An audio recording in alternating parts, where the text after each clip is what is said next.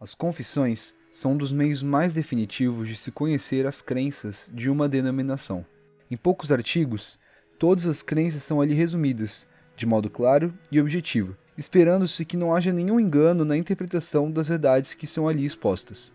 E é por isso que eu desejo iniciar uma série sobre as confissões reformadas aqui no canal, dando contexto histórico e também trazendo trechos delas, assim como a sua importância na história, já que a tradição reformada possui uma grande riqueza nas suas confissões, e até hoje, muitas igrejas presbiterianas e calvinistas utilizam textos que foram escritos há séculos atrás, como a Confissão de Westminster, que é até hoje utilizada pela Igreja Presbiteriana do Brasil e outras mundo afora.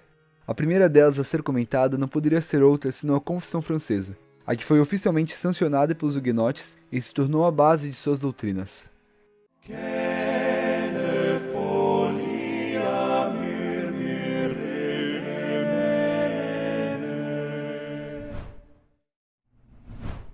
Quando a Reforma chegou na França, uma grande parte dos convertidos partiu para a Suíça como forma de fugir da grande perseguição religiosa que foi instituída, como foi o caso de João Calvino e Teodoro de Beza, dois dos maiores teólogos reformados daquele tempo.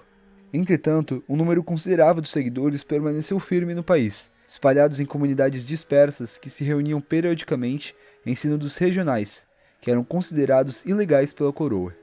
O modelo de governo eclesiástico era presbiteriano, porém para que fossem devidamente reconhecidos como reformados, deveriam aderir a uma nova tendência que surgia após o estágio inicial da reforma, a da confessionalização. Em razão das dietas imperiais convocadas em busca da conciliação nacional, os alemães foram os primeiros a formularem documentos que sintetizassem a profissão de suas principais doutrinas, iniciando com a luterana Confissão de Augsburgo, em 1530, apresentada na Dieta Imperial de mesmo nome. Na mesma ocasião, os reformados escreveram um documento que ficou conhecido como Confissão Tetrapolitana, a primeira confissão de fé calvinista que foi sucedida por muitas outras no continente. Logo em 1536, a Suíça já possuía uma confissão protestante que ficou conhecida como Primeira Confissão Helvética, posteriormente adotando como oficial a sua segunda edição, de 1562, ambas escritas por Heinrich Bullinger. Com isso, Calvino notou a necessidade da igreja em sua terra natal de possuir essa confissão, e em 1557, com o auxílio de Beza, Pierre Viret e seu pupilo Deschandoux, decidiu escrever ele mesmo um documento de fé ortodoxo, composto por 35 artigos fundamentados nas Escrituras, e então enviou para a Igreja Reformada de Paris.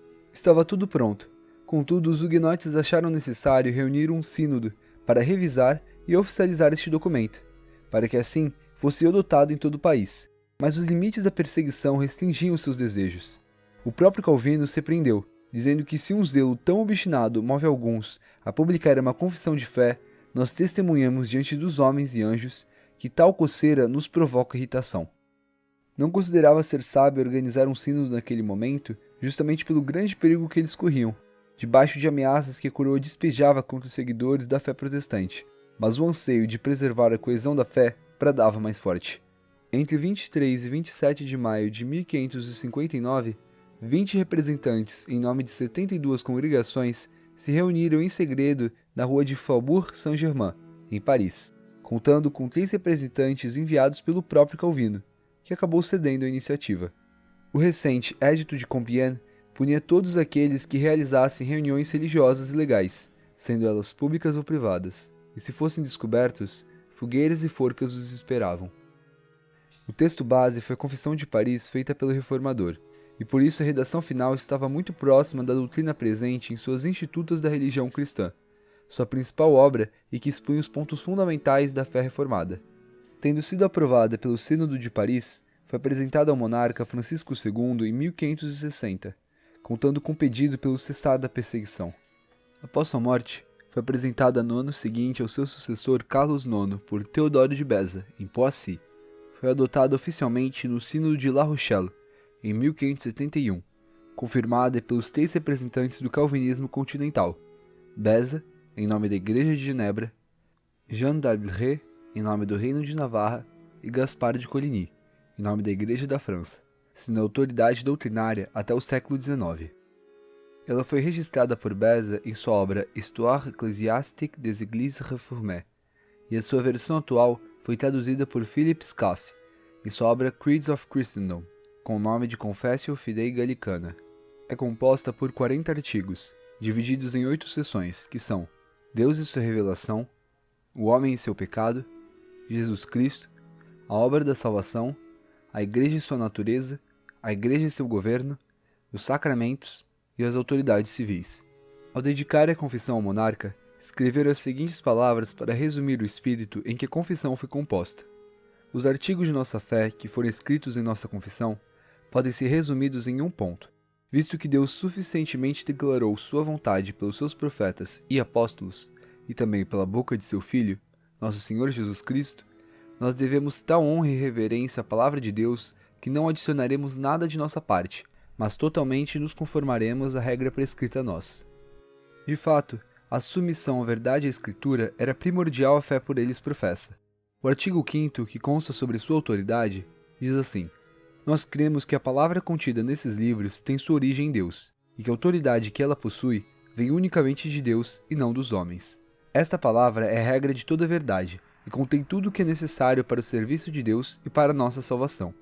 Portanto, não é permitido aos homens, nem mesmo aos anjos, acrescentar, diminuir ou alterá-la.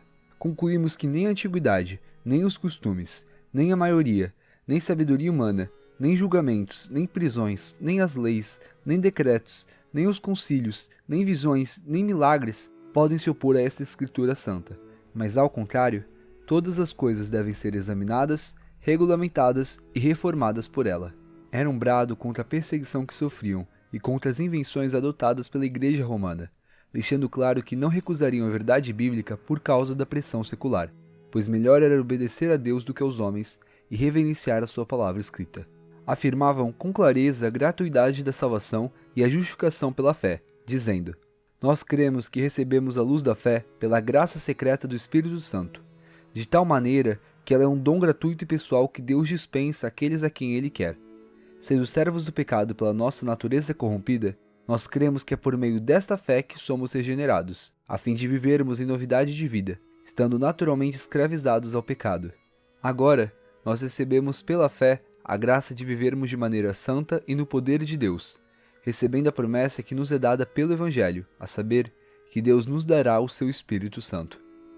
Num tempo onde a Escritura era defendida muitas vezes de modo puramente racionalista ou era subordinada à tradição, enquanto fanáticos davam mais crédito às supostas revelações do Espírito Santo do que à própria palavra de Deus, os huguenotes, contra todo tipo de força das trevas, lutavam por um retorno ao verdadeiro testemunho do Espírito e à palavra escrita do Senhor como os firmes fundamentos das regras de fé.